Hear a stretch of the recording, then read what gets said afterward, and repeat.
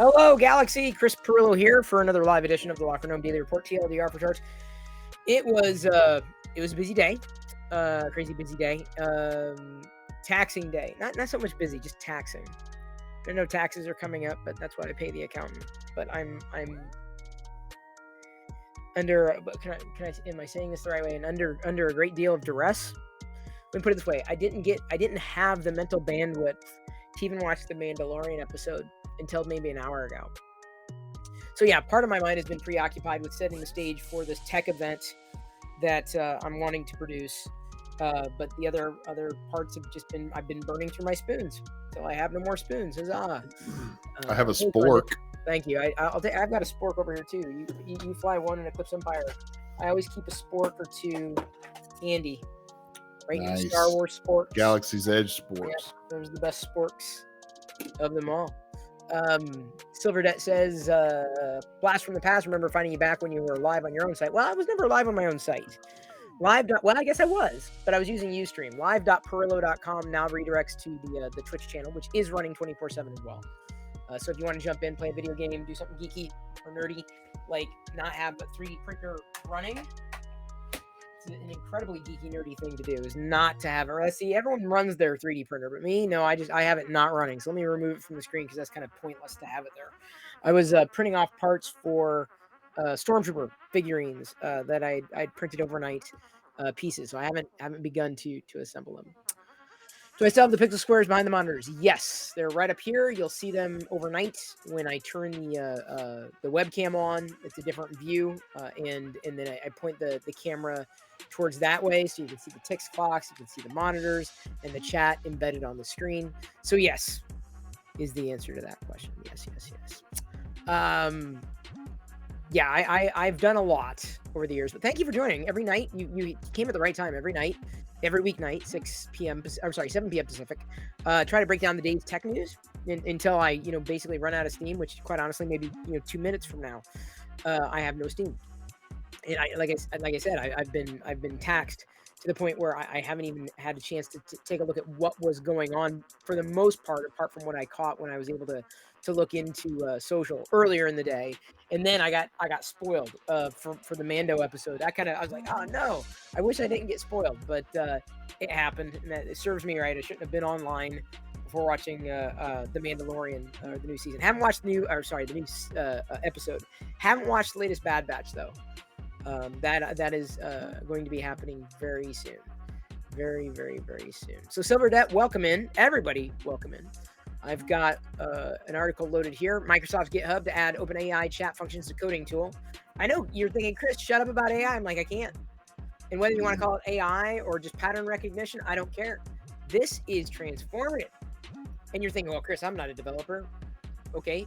Do you use products? Do you use software? Yes or no? Check one. If you say no, you're lying. So this impacts you. Copilot X will let programmers ask coding questions by text or voice, leading to solutions, saving time, potentially streamlining the workforce. And so you might have been going for a job in software development, but why would they need you? They've got a Copilot. Save money, save time. Unless you got a massive amount of experience that nobody else has. This is good news. In terms of being able to save time, if that's your job, but bad news in the sense that I think this is going to be a job that's going to very quickly get replaced. Very quickly. And also on the chopping block, potentially, TikTok. Oh man, no, I don't. Just stop. All right, fine. Are you sure? Of 1,000 U.S. adults, 41% supported TikTok ban. 25% oppose it, and 71% are concerned that ByteDance is based in China. 17% of U.S. daily users support a ban. So I know they say they support a ban, but they're also using it. Maybe they're not using it. Oh, sure, yeah, ban the thing I don't use. A lot of people are using it. So I'd like to see it abstracted. I think that would be not a bad thing. But just cutting this off wholesale could change the playing field dramatically. And of course, who would stand to benefit from that? YouTube, Instagram, anybody that had the shorts format, although I would argue that TikTok has schooled both of them at this stage, though YouTube has also come out and said they don't care so much about the live experiences, they do the shorts experience. But in my experience with both live and shorts is that I don't know what the hell is going on with YouTube. And quite honestly, it remains to be seen if it works as well with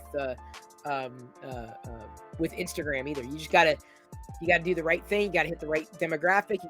It's all a matter of timing. It's all a matter of tapping into I said Instagram, the algorithm. So yeah, that's it's interesting that many people would say that they don't mind the ban. I would argue that those people aren't using it though. Here's the thing. You may not use TikTok, fine, but 150 million users are on it. 150 million. That ain't nothing. Not even close to nothing. So pay attention. Changes may be afoot. Mozilla, makers of Firefox. I remember the Mozilla browser outright. I mean, I remember when Firefox launched, but I remember Mozilla. I liked Mozilla. I thought it was kind of neat, but it wasn't my thing. I never switched to it outright. I had it as a backup, but it wasn't. It was clunky by comparison and very slow. Firefox was snappier, but it still didn't. It didn't do it for me. They've now got a new startup focused on trustworthy AI. It's a startup with a $30 million seed foundation. They want to create an independent open source AI stack. So AI ain't going away. These features, these pattern recognition features, are going to be everywhere in everything, to the point where it's just table stakes, right? It's just you're going to assume it's going to be there. It's not going to be a value add, but they're still very much going to be transformative, incredibly transformative in terms of the experience that you might have with the programs. And coming back to the tech event, which I still don't really have a name for. As a creator, as someone who uses these things, it's going to be a challenge. Links, yes, there are links allowed. Thank you, Silverdet. And just so you know, we also have a Discord server. That's where you get more information on actually joining the streams. Normally, I may not be able to be as interactive as I am right now, but hence, carving out a time during the day where I'm able to at least try to cover the day's headlines. There's not really much. I'm not sure if you really have any takes on what I've done to this point, Glendon, but given what you've said in the past, I don't know if you have a feeling one way or another. Really, I don't have a feeling one way or the other with TikTok because I don't use it myself. Other than most people, I'm not going to say most people, some people's concerned with national security. I mean, that's always a risk with anything. Well, I'd argue that when it comes to privacy and whatnot, like they use Facebook. True. What's the You're difference? exactly right. And China can get access to that data even not having an app. So I feel like it's I'm not saying it's a red herring, but I'm also saying that we're not really chasing the right problem. The right problem to solve is data access and data regulation. Right. No, I agree. And I don't use it because of the fear of national security. You just don't. Yeah, you're not just don't use it. Yeah. And I knew as much. But that's my big issue with a lot of this stuff in surrounding TikTok and in China. I'm not saying China's a great country, nor do I feel they treat their citizens well. But that's not really. I mean, it's a part of the problem, but the bigger part is the data industry, and all the information that's out there about you and everybody. That needs to be regulated. Not even so. This to me is just tip of the iceberg. It ain't gonna do much. I can't see. I mean, yeah, there may be a shift in the sense of other platforms may pick up the slack, but it isn't going to do much in terms of your data being any less protected. No, not at all. From like domestic or foreign entities. If they want it, they're going to get it one way or another. That's what I'm saying. So what is the government saying? Yeah, you can get the no, we don't want you to get the data unless you pay a U.S. company to get the data. That's basically what they're saying. That's the way I read it. Yep. So it's asinine. Microsoft has launched Loop, bringing together all of Microsoft 365 into shared workspaces, available in preview. It looks clean. I'm not sure how well it's going to be used, or how much it's going to be used. I don't really. I'm not addicted to any of these suites, but I'll give it to Microsoft. At least they are iterating. At least they're trying. They're pushing forward. They're trying to think ahead, and at least providing Google competition.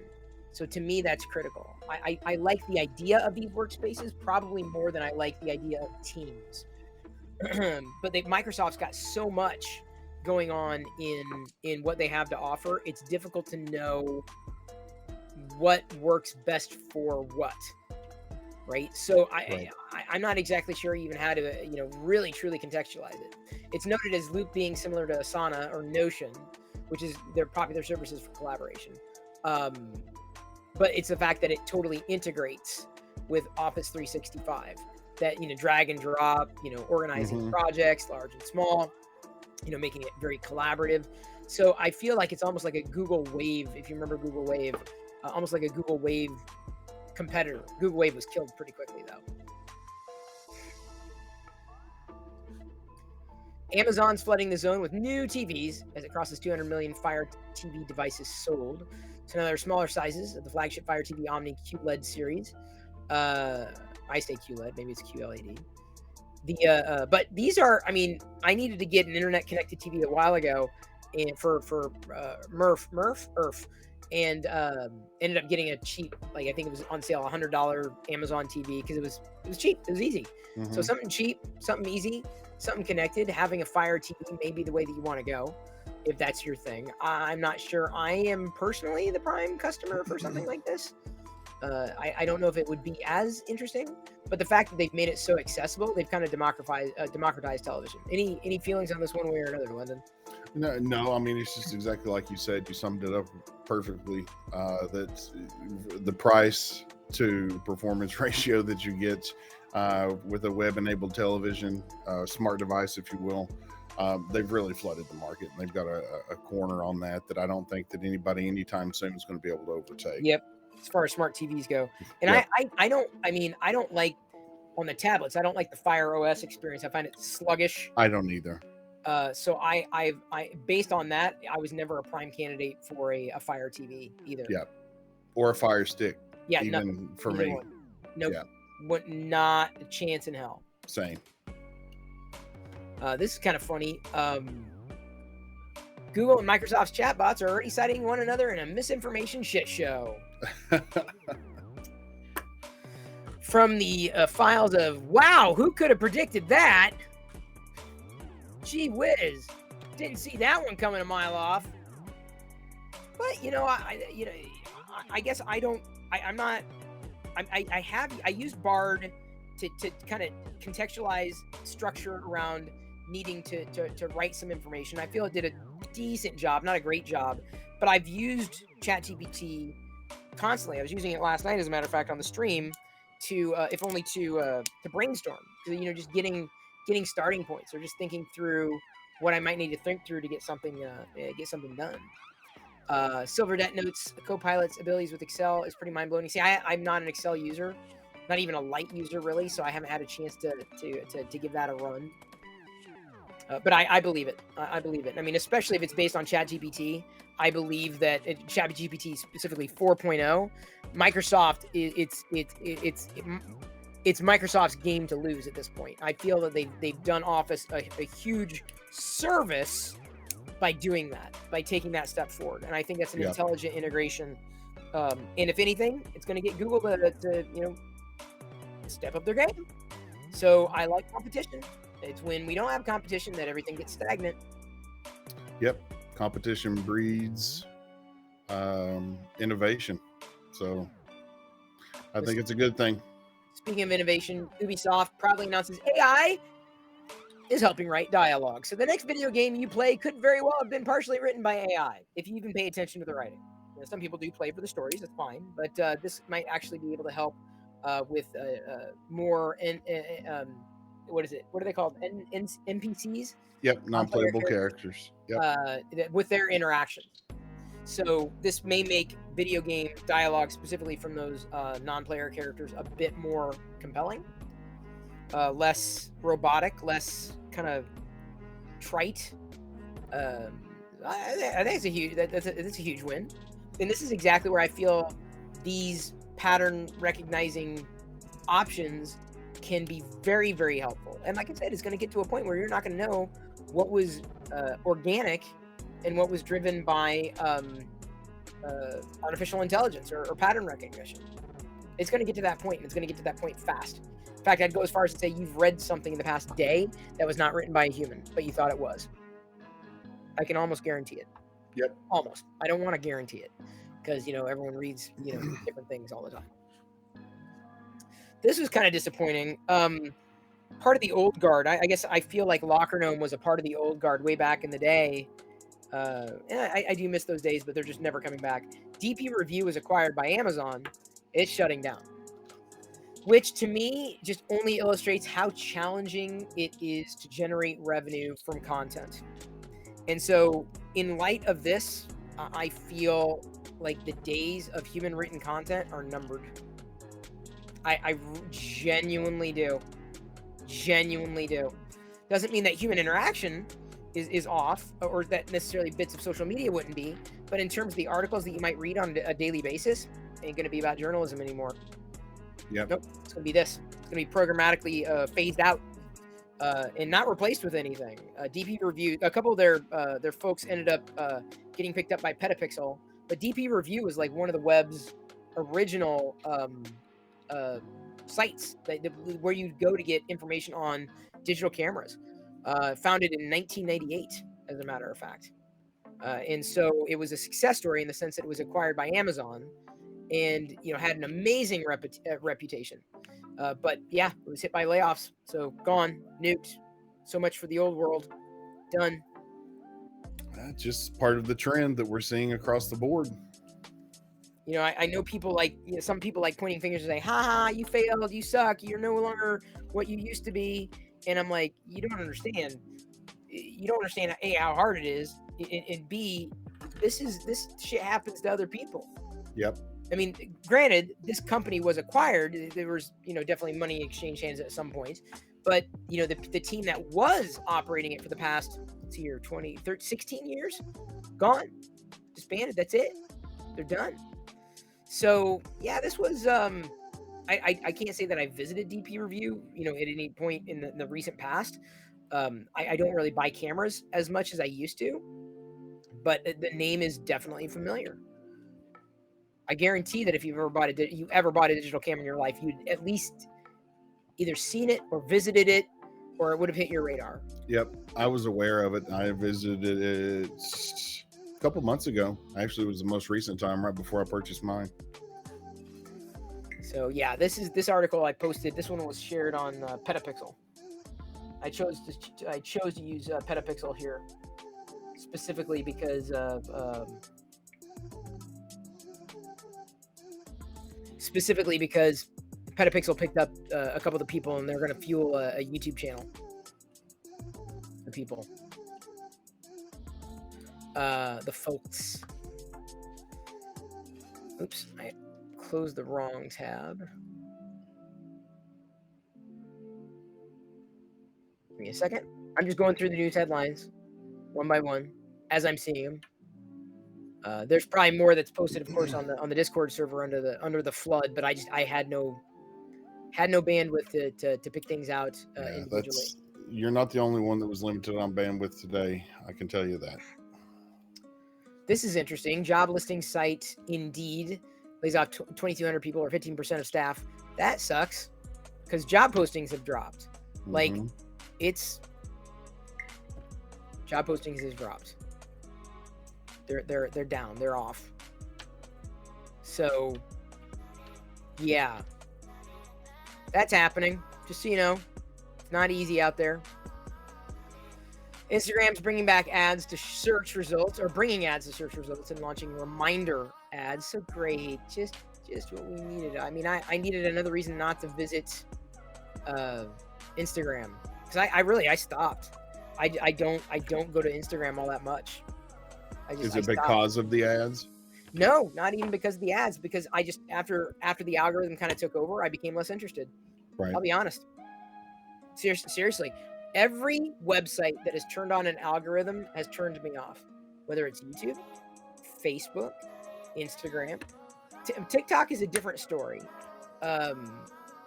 Seemingly, that's the thing that has escaped my, inherent like to tune in, to tune into a non-algorithmic feed. But that I was a legacy user, right? So that ultimately that drove me away. I was not a fan of the algorithmic the algorithm as it existed, and when it did, it was just that was it. That was that. It is what it is. It was what it was. Seeing if I don't know, anything else really hit my radar here. The one news story that I posted, you already covered. Okay. It was the one for Ubisoft. Okay, that one. Yeah. Yep. That I thought was kind of interesting. Yep. I mean, I thought it was interesting. Yeah, it's video games kind of touch. This is news too.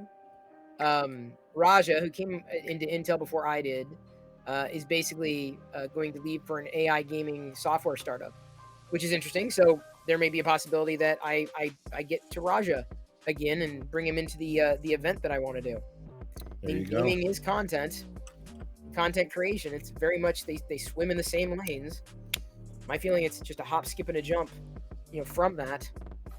So I'm struggling with the name. I don't know what I want to title it. I don't know what it needs to be, and I don't just want to go with something generic.